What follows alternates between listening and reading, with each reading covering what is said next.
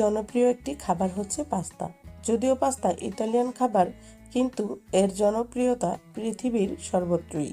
ছোট বড় সবাই অনেক বেশি পছন্দ করে এই পাস্তা।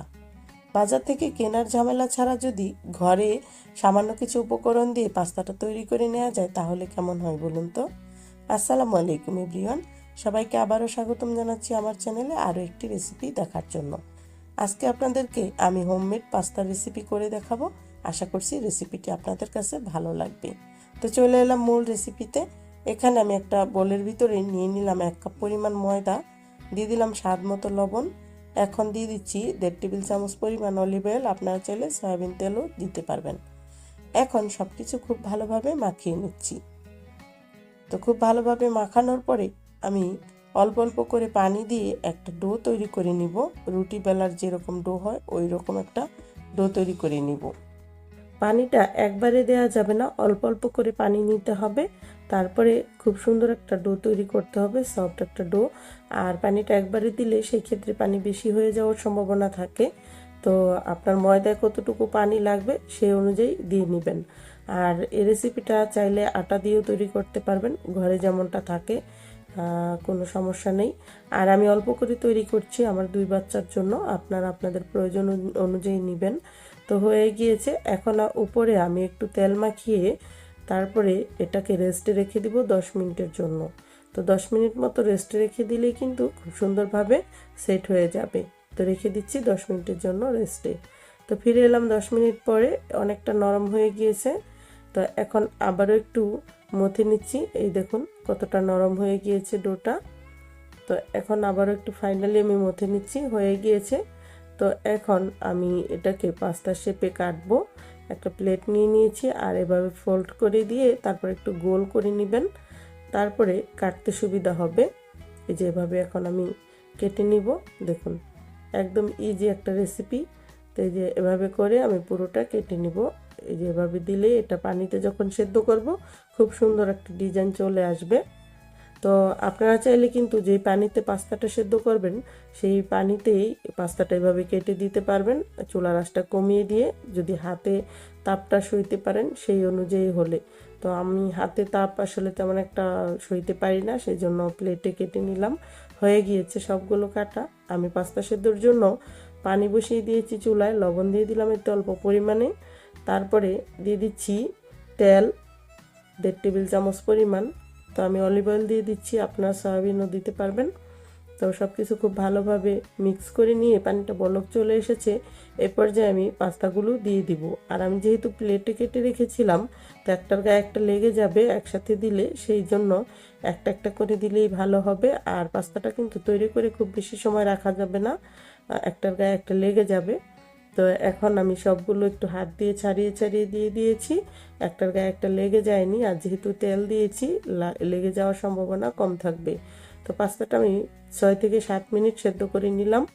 এখন আমি তুলে রাখছি। তো যেরকম একটা ছাঁকনি দিয়ে তুলে রাখছি যাতে এক্সট্রা পানিটা না থাকে। তো একটা বাটিতে আমি তুলে নিচ্ছি। দেখুন এই যে সবগুলো তোলা হয়ে গিয়েছে। এখন আমি পাস্তা রান্নার জন্য চুলায় একটি প্যান বসিয়ে দিয়েছি আর এতে দিয়ে দিচ্ছি 3 টেবিল চামচ পরিমাণ অলিভ অয়েল। এরপরে আমি রসুন কুচি দিয়ে দিলাম 1 টেবিল চামচ। তো আমি একটা পাস্তা সস তৈরি করে নিব। তো দেখুন সস তৈরিটা আপনাদের সাথে শেয়ার করছি। তো অরিগানো দিয়ে দিলাম 1/2 টেবিল চামচ পরিমাণ। তো অরিগানো না থাকলে আপনারা এটা স্কিপ করতে পারেন। তো অরিগানোতে কিন্তু পাস্তা সসের খুব সুন্দর একটা ফ্লেভার হয়। তো আমি টমেটো পিউরি দিয়ে দিলাম এখানে 3 টেবিল চামচ পরিমাণ। টমেটো পিউরিটা দিয়ে করে নিচ্ছি আমি, যেহেতু সস তৈরি করব। আর আপনারা চাইলে টমেটো কেচাপ দিতে পারেন, সেই ক্ষেত্রে সস তৈরি করতে হবে না। তো এখন আমি একটু মরিচের গুঁড়া দিয়ে দিয়েছি, শুকনো মরিচ ভেজে একটু ক্রাশ করে 1/2 টেবিল চামচ পরিমাণ দিয়েছি অল্প করে, আর লবণ দিয়ে দিয়েছি। আমার সস কিন্তু রেডি। এখন এই পর্যায়ে আমি 3 কালারের ক্যাপসিকাম কেটে রেখেছি আর গাজর নিয়েছি, সাথে পেঁয়াজ কুচি নিয়েছি কিছুটা, এখন দিয়ে দিলাম। তো আমি capsicum red colour, green colour আর হচ্ছে ইয়েলো কালার 3টা কালারে নিয়ে নিয়েছি। আপনারা আপনাদের পছন্দ মতো সবজি দিবেন। আর কাঁচামরিচ কুচি দিয়ে দিলাম 1 টেবিল চামচ সুন্দর একটা ফ্লেভারের জন্য। তো এখন হাই হিটে জাল করব, তা না হলে সবজির কালার কিন্তু নষ্ট হয়ে যাবে। তো তো আমি এখানে রেডি করা যে মাংসের কিমা পাওয়া যায় প্যাকেটজাত, সেইটা নিয়ে নিয়েছি ক্যানের দেওয়ার জন্য। এটা হচ্ছে গরুর মাংসের একটা কিমা। তো আপনারা আপনাদের পছন্দ মতো রান্না করা মাংস কেটে দিতে পারেন, হাড়টা ছাড়িয়ে, কিংবা চিকেন নিয়ে নিতে পারেন, রেগুলার রান্নার চিকেন হাড় ছাড়িয়ে একটু রান্না করে দিয়ে দিতে পারেন ভেজে, আপনাদের পছন্দ মতো দিতে পারেন, ডিম দিতে পারেন। তো সব কিছু খুব ভালোভাবে একটু ভেজে নিলাম, তারপর আমি দিয়ে দিয়েছি পাস্তাটা। তো এখন খুব ভালোভাবে নেড়ে চেড়ে সবজিটা আধা সেদ্ধ হলে আমি নামিয়ে নিব। সবজিটা যেহেতু সালাদ আইটেম, খুব বেশি সেদ্ধ হতে হবে না, আর চুলার আঁচটা হাই হিটেই রাখবেন, তা না হলে সবজির কালারটা কিন্তু নষ্ট হয়ে যাবে। তো ফাইনালি আমার পাস্তা কিন্তু রেডি হয়ে গিয়েছে। এই যে এখন যে কাজটা করছি, আমি গার্নিশিংয়ের জন্য কিছুটা তিল, হাফ টেবিল চামচ পরিমাণ তিল একটা প্যানের ভিতরে হালকা একটু ফ্রাই করে নিচ্ছি উপরে ডেকোরেশনের জন্য। এই পর্বটা সম্পূর্ণই অপশনাল, আপনারা না চাইলে স্কিপও করতে পারেন। তো এই যে উপরে এখন একটু রোস্টেড তিল দিয়ে দিব, আর পাস্তাটা আমি সার্ভ করে নিয়েছি।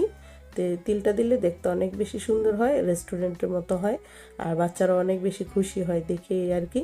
তো এই তো তৈরি হয়ে গেল রেস্টুরেন্ট স্টাইলে হোমমেড পাস্তা।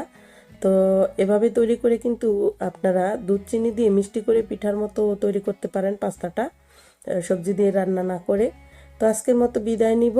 যদি রেসিপিটি ভালো লেগে থাকে আমার চ্যানেলটি সাবস্ক্রাইব করার অনুরোধ রইল। সবাই অনেক বেশি ভালো থাকবেন, সুস্থ থাকবেন। কিপ ওয়াচিং পপি আকবর। আল্লাহ হাফেজ।